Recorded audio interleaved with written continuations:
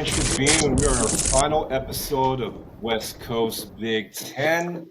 Hell of a season so far. USC and UCLA and Washington, Oregon's first season in the West Coast Big Ten era. Got my co-host Wayne Cook. Wayne, welcome back.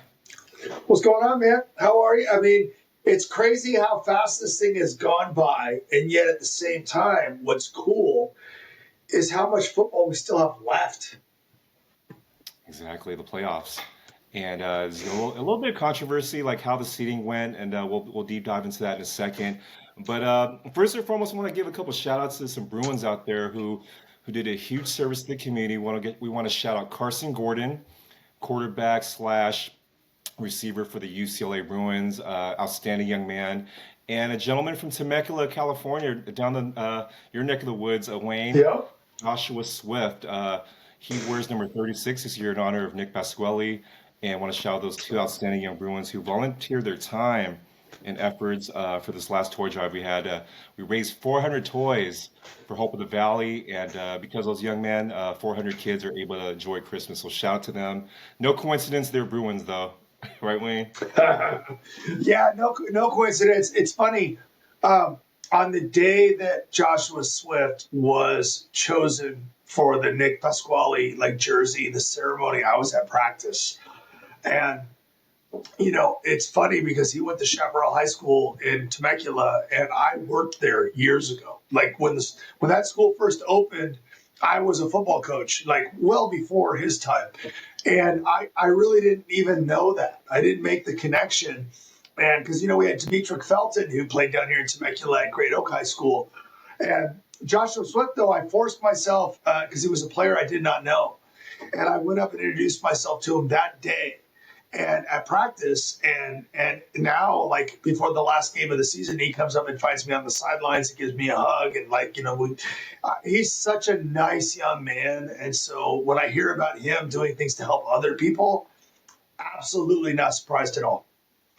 Yeah, I think it's the Bruin connection and just like the culture of doing more, right? And what you're saying is doing more in the community. I think that's what Coach Foster's embedded to these kids is, be in your community, be a pillar of success out there. So shout out to those guys. Wayne, just want to talk about the season so far. A lot of stuff that we did expect and a lot of stuff that hit us in left field, like Oregon being number one. I did not expect Oregon being number one, first and foremost. I think to many eyes, UCLA outperformed their record, which a lot of analysts thought that, the Bruins would win just two games out the whole season. So, in a sense, the Bruins outperformed their expectations. USC just having one hell of a season, an up and down season. And a lot of people, Wayne, you see that portal, a lot of Trojans are exiting the Memorial Coliseum. They're leaving. So there's an exodus of a lot of players, a lot of great players, both for UCLA and USC, but more so for USC. Maybe you can talk about that transfer portal. How is it affecting our game of college football, Wayne? So, wow. Okay. So first off, I think Oregon, of the teams that made the move to the Big Ten, they had the best chance. They not only, they lost their quarterback, but they brought in Dylan Gabriel, who was kind of like the prize of the quarterbacks last year. They've brought in transfers. They've been willing to spend the money, and they had some really good players coming back. So, literally the other, Lincoln Riley and Dan Lanning were the only two coaches that were returning. The other two teams Washington and UCLA were replacing their head coaches. So, I thought Oregon would be top five. I didn't think they would be the only team left that went undefeated just because, going into the Big Ten, everything we had heard, that was going to be a big time challenge. So that part of it is awesome. And I should say this before we move on. Two of the four remaining power conferences were won by former Pac-12 representatives. For all the people out there that bashed the Pac-12 across the country, I know this sounds mean, but you had no idea what you were talking about. The Pac-12 has been a great conference. It was a great conference when it was the Pac-10, and it has been forever. And the fact that it's gone stinks. But I'm not going to cry over spilt milk or whatever the saying is because it's done. That being said, the current era of college football with the transfer portal, and I'm not even going to talk about NIL money. I'm just going to talk about the transfer portal. We've started and this started in high school, and it's starting when kids are young now. Right. Playing with your buddies in your neighborhood isn't that important to these kids anymore because they become buddies with all the 7-on-7 leagues and everything else. They become with buddies from everybody all over their state. They get to know each other and they bounce around, and everybody's looking to become a winner by joining the team that wins the most. And I think that's very misleading because at some point in time in these guys' life, every single one of these young people is going to have to deal with adversity in sports. Oh, And if all you're doing is chasing wins by transferring all the time, you're going to be disappointed at some point, or you're not going to know how to deal with it when things go wrong. I worry about that a lot. The kids are so used to transferring, and believe it or not, parents are a huge problem here too, that they're always chasing something. And now we've added money into the mix, and now like if you're a starter at a school that goes 6-6 or 7-5, not only are you gonna like tell your teammates you're not going to play in the bowl game, we've actually seen players that are transferring that are on playoff teams, wow. but they're second or third team, and they're already saying they're going to transfer, and they're on teams that made the playoffs. There's starters that are leaving because what you do is you can go into the portal Mhm. and you can say I'm leaving, and then your school can try to say, hey, listen, we've got enough money to bring you back, or another school. It becomes a bidding war. Right. So now we have this annual opportunity for kids to make money, and they're basically in a way holding their schools hostage. Right. Like, I just read a story about a player from a pretty prominent school that basically said, either you give me this much money, and it was like a ridiculous number a month, Wow. or I'm out. And I'm sorry, but I'm from the world of like pound sand, like go away. Like, because it's not just about the talent of that kid. It's more about like, do you really want a guy like that on your team?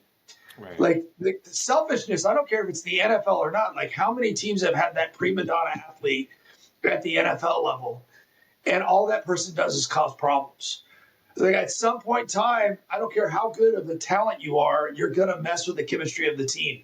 So this becomes a huge issue for everybody. Like, I don't care if you're Lincoln Riley or Jed Fish or Deshaun Foster or even Dan Lanning, because let's be honest, are they happy with the quarterbacks on their roster, or are they going to go back into the portal?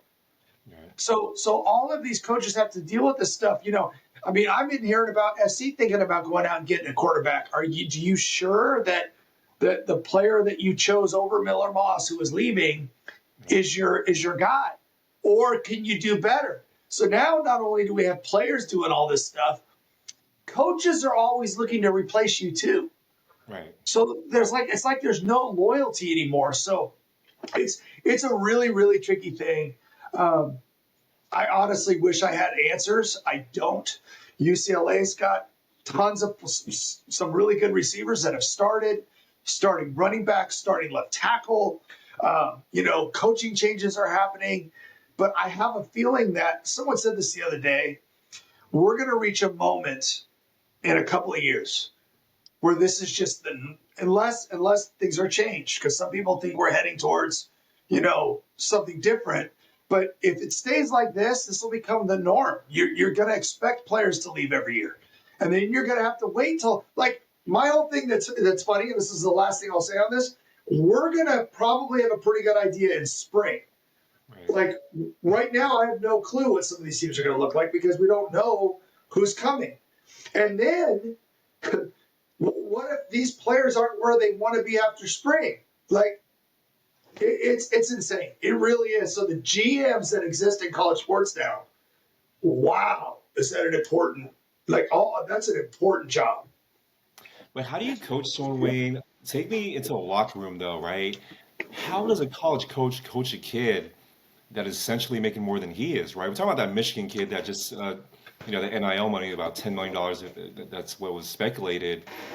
You can't coach someone like that, right? How's that dynamic of the locker room work when you know your teammate makes 10 million and you just barely made scholarship? So it's just so weird, Wayne. How can you explain that? So I've struggled with this a lot because I like the idea of when we get to this 20 to $22 million that's supposed to be distributed, right?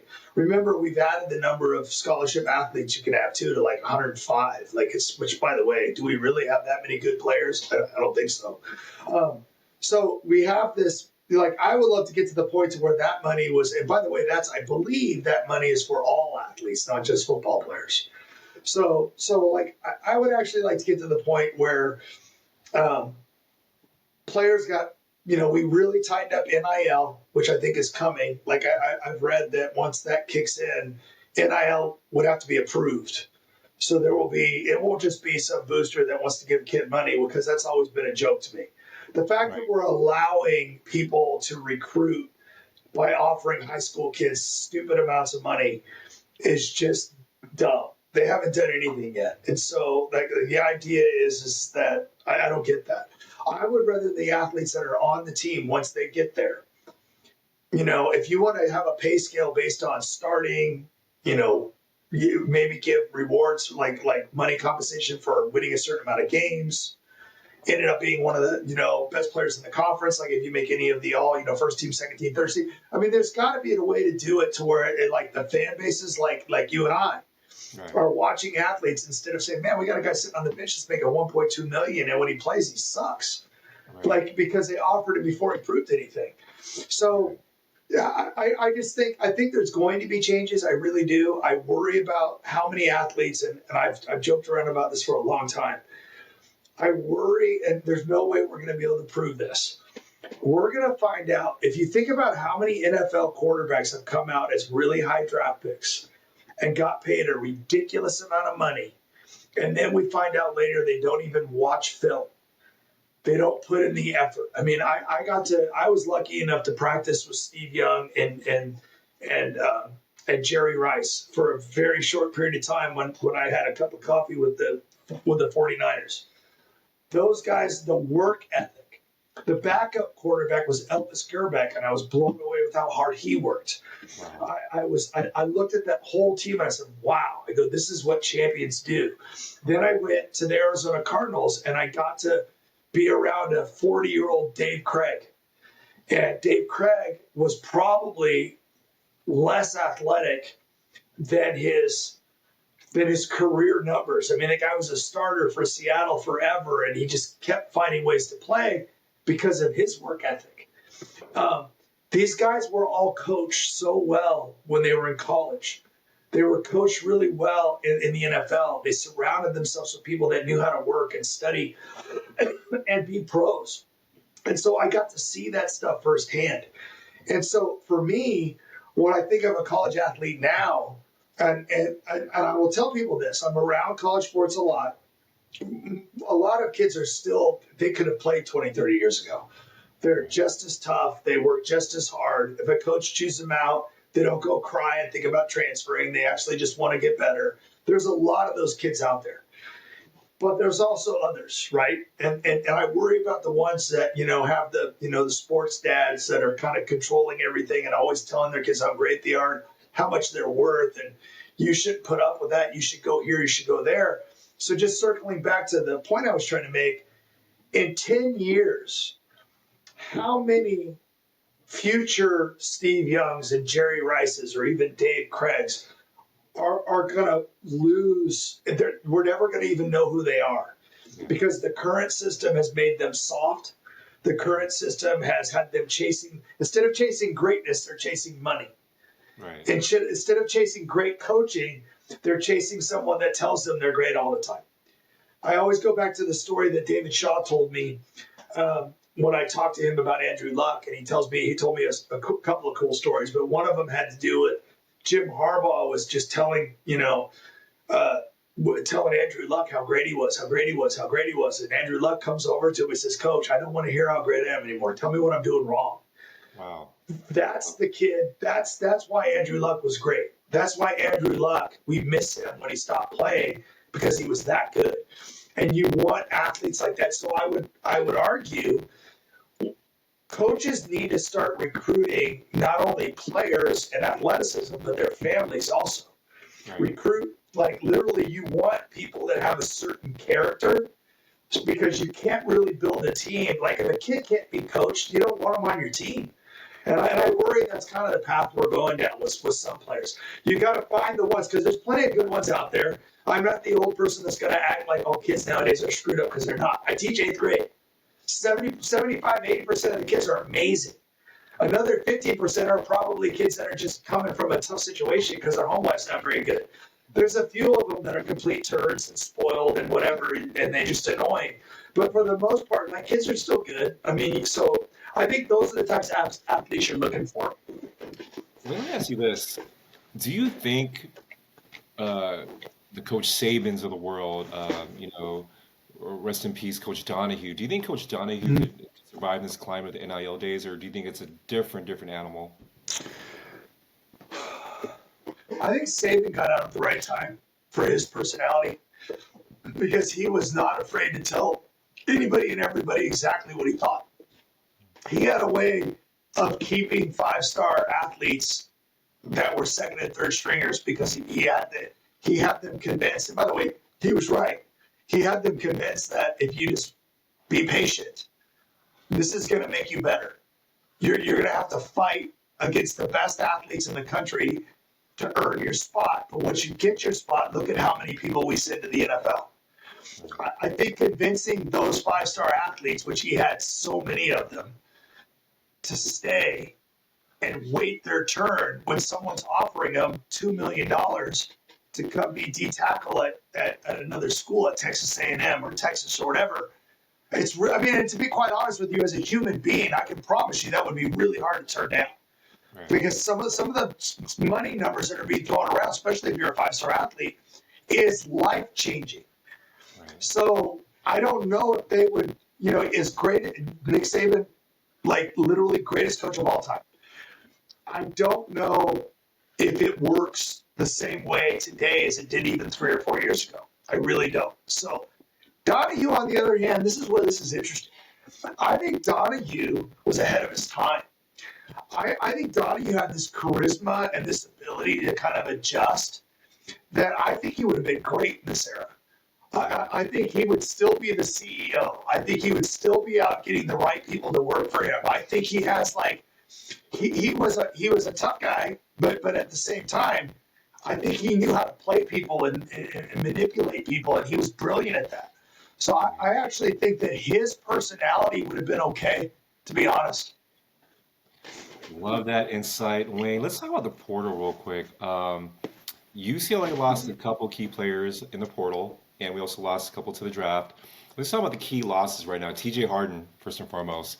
We lost TJ, we lost J. Michael, right? We lost Justin Martin, and we lost some key players, like George Carlin leaving to the draft. I think he'll be a great O-line guy in the next level.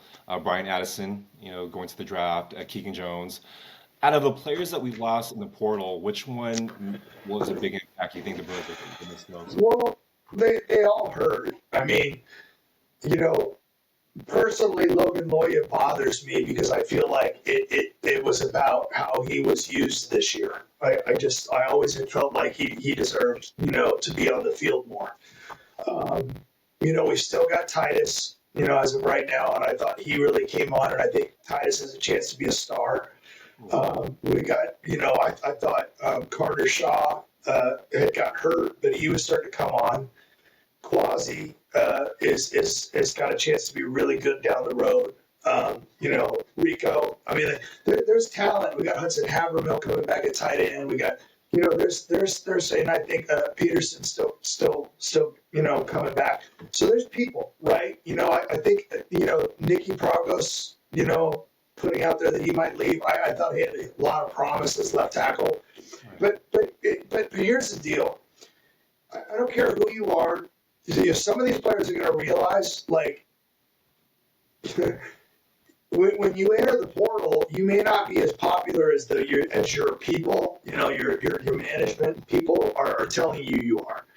Just because a couple of people on social media, and again, I like all of these guys. I am rooting for. I hope Justin Martin goes on and does. But I was blown away that how one game against Penn State, where we had 3 points until the end of that game, where we scored a very late touchdown, made people think that he was going to be the next Heisman Trophy winner. I was like, I mean, it wasn't like anything in that game was extraordinary. It was just kind of a short passing game with a couple of downfield throws that weren't exactly that hard, and people just automatically put him on the status. And he's still got a lot to prove, in my opinion. I mean, quarterback, trust me, it's very difficult. I like Justin a lot. I hope. I actually feel like, and people don't realize this either. And I'm not speaking from. I have not talked to any coaches about this. And by the way, I'm not picking on Justin at all. Justin, I swear, you've got a good arm. You've got a good body. You as a human being, you're smart and awesome. And I hope you crush it wherever you go. But wherever you go, you're going to go through the same battle Right. that you were going through at UCLA to try to earn a starting spot. It's just, it is what it is. And so for these guys, you're just going to, all these guys are going to have to prove themselves. I mean, like, listen, like J Mike, he had moments of awesomeness, but he also had several games where he didn't get a catch. And like, whose fault? I don't know whose fault that is. I don't know if it's the receiver. I don't know if it's the play caller. I don't know if it's quarterback. Like, it's probably a lot of things. One thing I did notice was that when Logan Loya played, he made plays. So Right. so like so I get, same thing with running backs. I mean, there's just so many question marks here, and I'm not going to put anybody down. Yeah. Very, very good players. You're going to have to go somewhere else and earn your spot wherever you're at. And I think we've seen this before, of all the thousands of players that are entering the portal.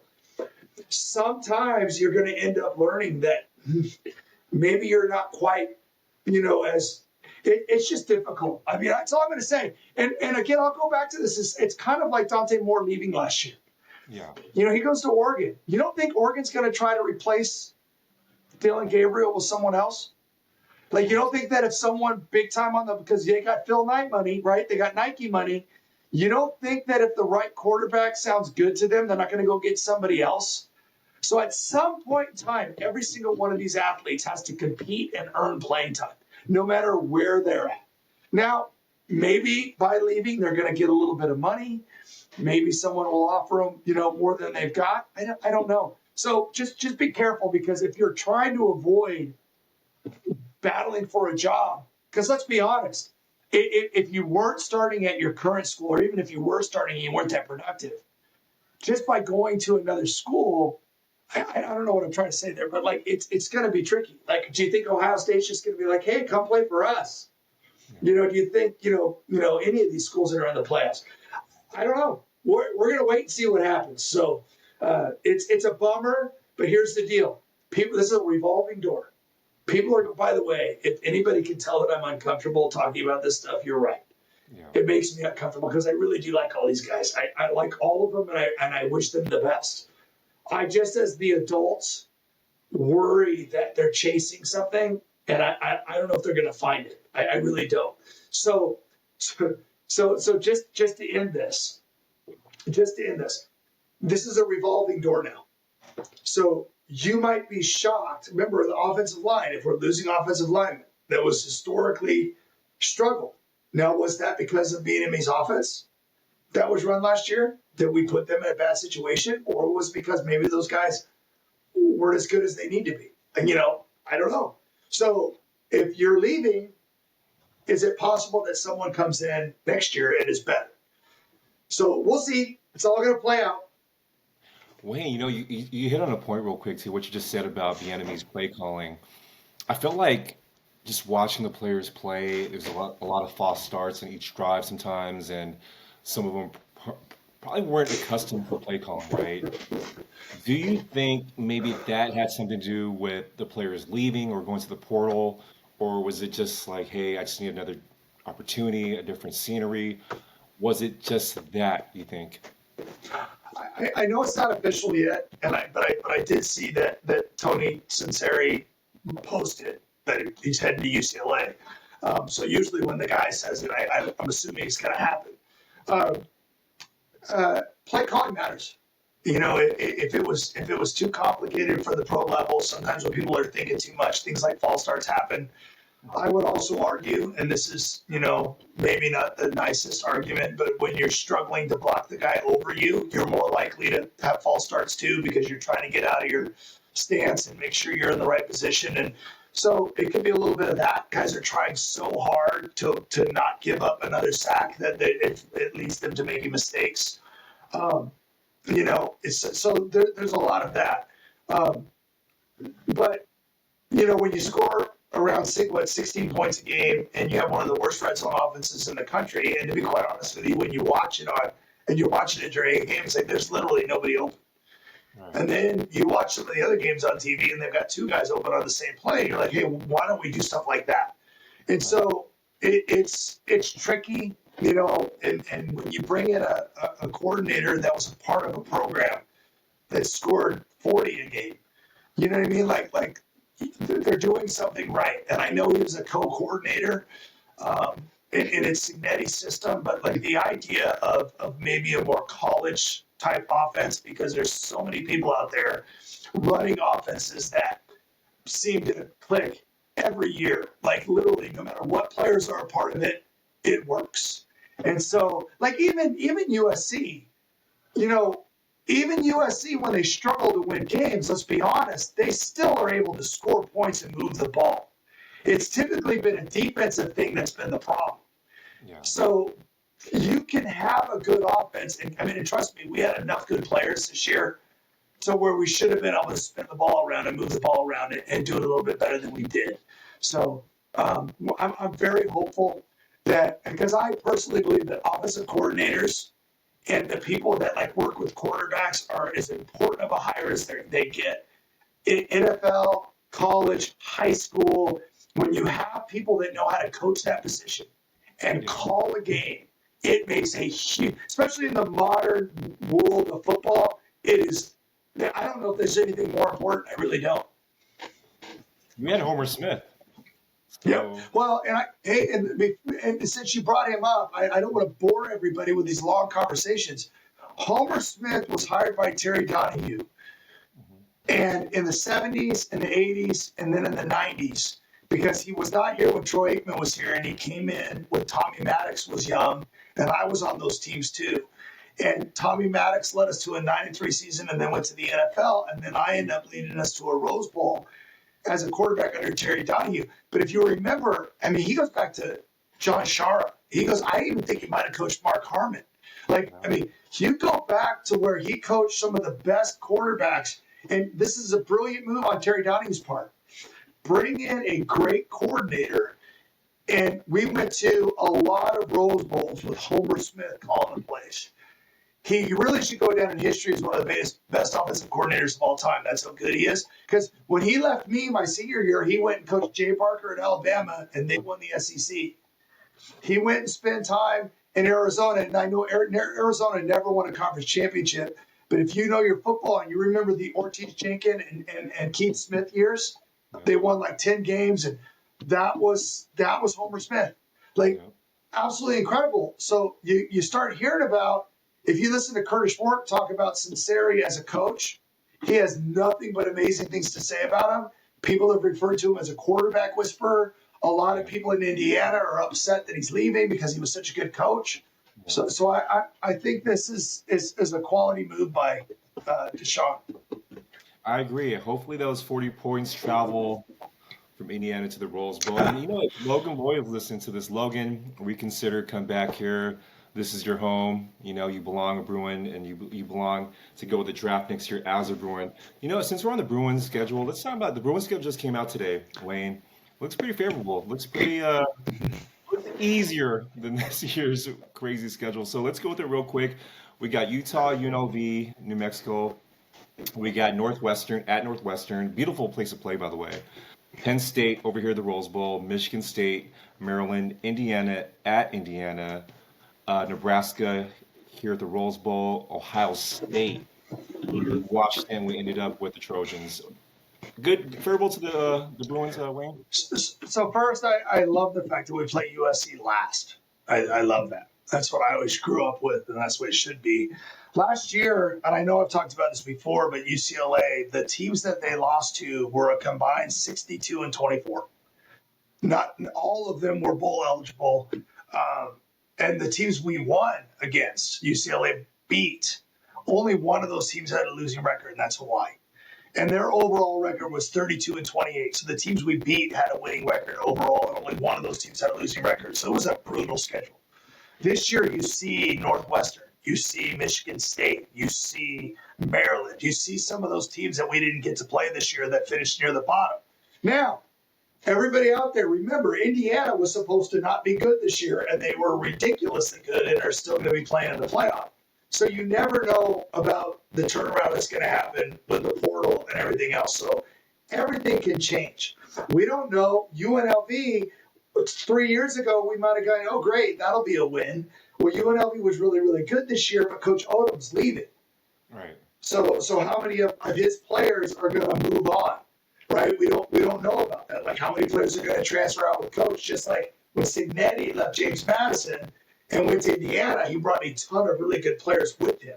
So we'll see what happens there. So we don't know what we're going to get from UNLV. That could be a really tough game early on in the year, or it might be what we'd expect when UCLA plays UNLV, where the talent discrepancy is big. So we don't know. So I looked at it. I liked where the buys were. I liked the kind of schedule. Really, there's only 4 big road trips, like from what I remember, because we have SC. We have SC as one of them, and I forget. And then what in UNLV.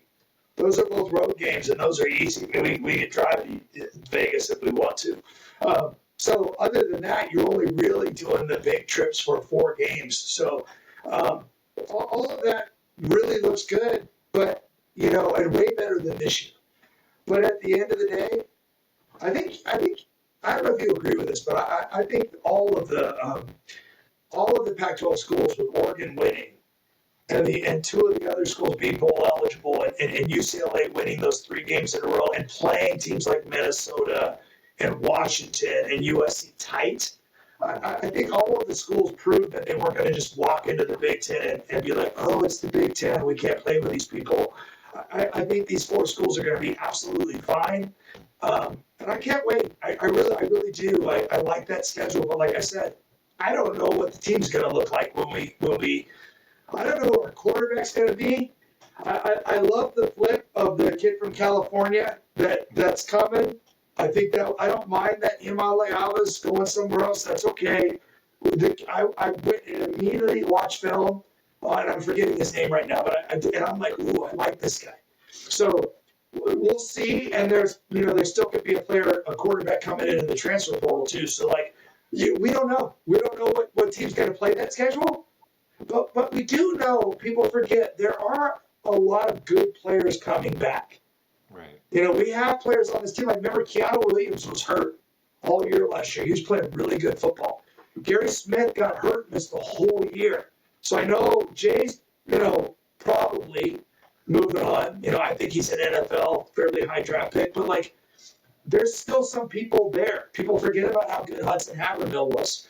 There's receivers, there's linebackers. Donovan Pella was looking really good and got hurt. Woods is a really good linebacker. Like, I don't have all the lists in front of me, but like, there's some talent. Jalen Davies is still, a guy that can come back and start it.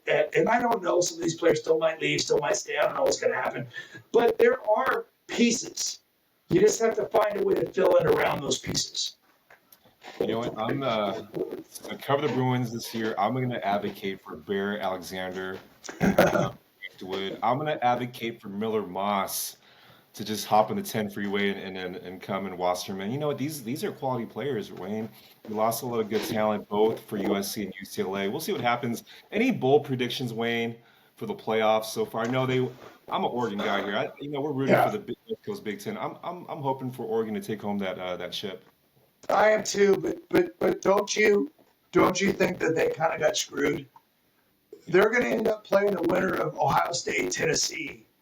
And I thought that was a bad draw for the number 1 team. I really did. I mean, like, you look at what, Georgia's going to play the winner of Indiana, Notre Dame, Boise State, SMU, Penn State. I just feel like Georgia maybe needed a little bit of an easier path But I imagine they're going to end up playing Ohio State again, which is always tricky to play that team for the second time.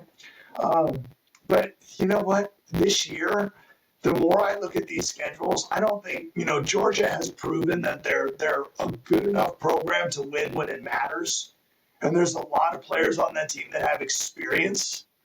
But I think we're also learning that um, they're human. Like they're not as above everybody else as they were. The Georgia Tech game's a good example of that. How they, how much they were down to Alabama in that game. Like they haven't just blown people out of the water. And here's Oregon with Dylan Gabriel, one of the best quarterbacks in the country, surrounded by talent. They play really good defense. They've got great athletes. They run and throw the ball. They're just solid. And it feels like Dylan Gabriel just does what he's supposed to do, and they keep winning football games. So I'm with you. Oregon is my pick. I would love to see Arizona State win a game.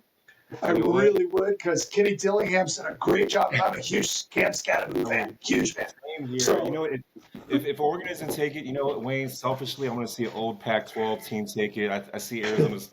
And you know what? A lot of people left them for dead in the beginning of the year. Arizona State. they were picked last.